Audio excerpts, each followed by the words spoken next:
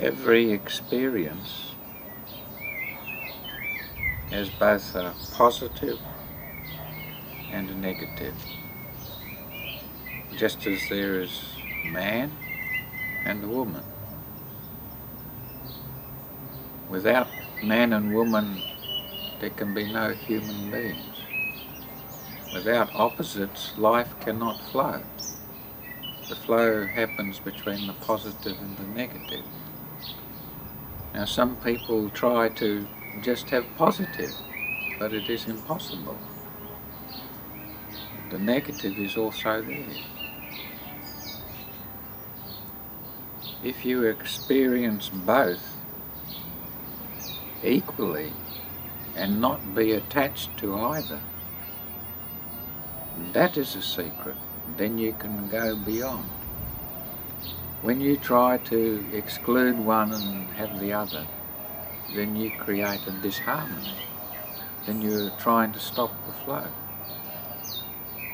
This is what happens when you repress instinctual forces. If you repress, what's going to happen to the flow? It will come out in some deviant way. So you say to children, you shouldn't be angry. Now, this is ridiculous. Anger is part of the instinctual survival mechanism. And there have to be suitable ways of expression for anger, and not made to feel guilty about it. Instead, what happens? You see anger sort of taking place all over the world, people slaughtering each other. And why? Because there is no acceptable outlets and no attempt made to convert the negative into the positive. So the whole effort has to be how to convert the negative into the positive, or see both equally, and then they will both disappear. If you can experience both totally at the same time, they disappear. What you have to understand is that all the sense organs are for looking out. Seeing, hearing, smelling, taste, all these are for the outside world, and they're of no use for the inner world. How do you look within? By stopping looking out. If you just close your eyes and stop the energy going out, the energy starts accumulating within, and a huge lake will start accumulating, and this lake is endowed with self-awareness. It is there. It's not that you have to do anything.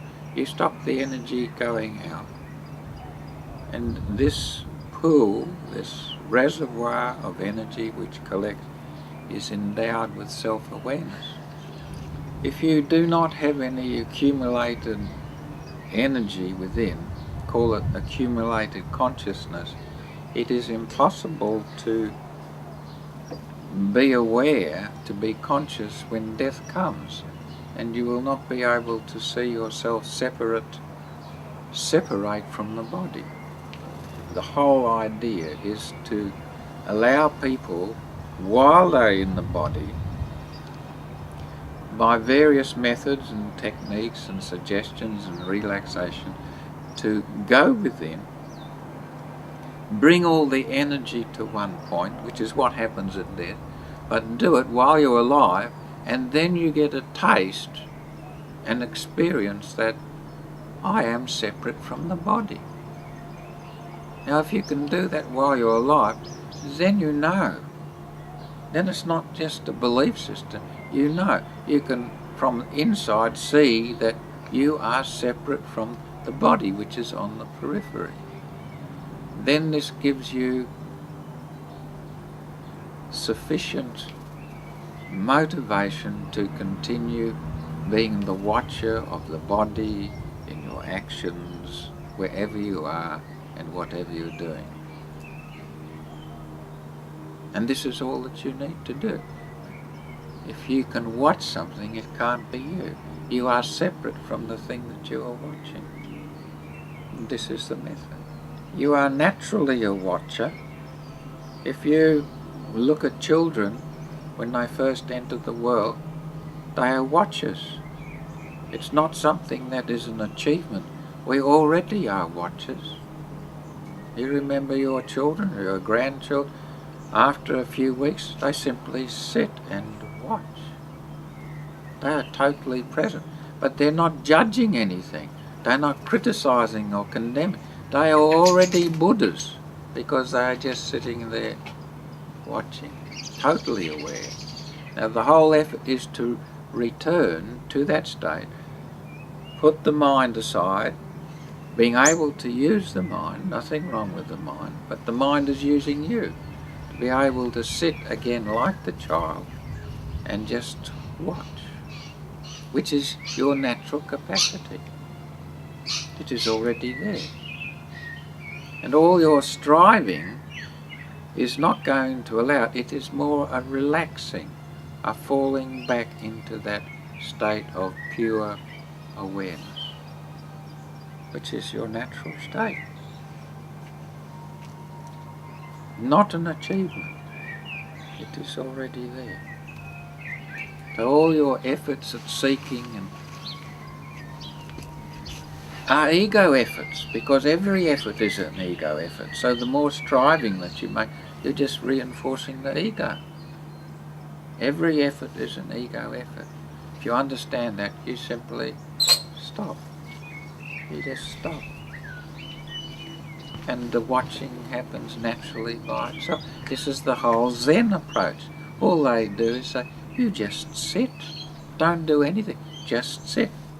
And watching happens by itself, like in the babies.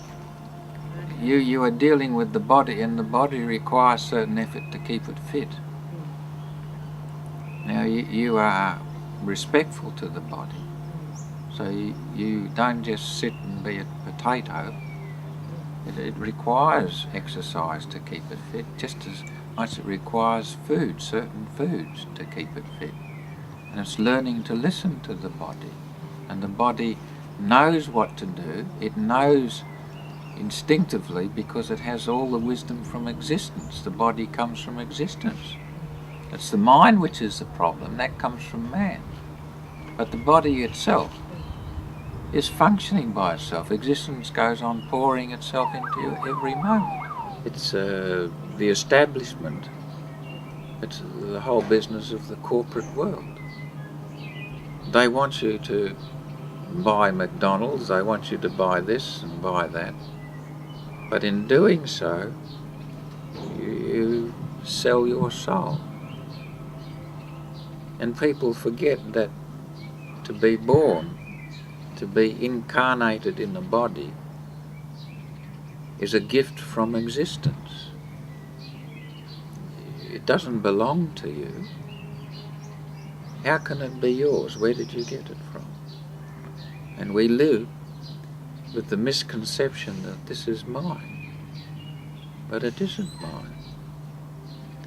It is a gift, and in this respect, you don't have any rights. People live as if this is my house and this is my land and I've got right to this and I'm going to protect it and I'll keep everybody else away. Well, then death comes and you see that you have been living in a dream. Death laughs and takes it all away, except one thing. Death can't take away your consciousness.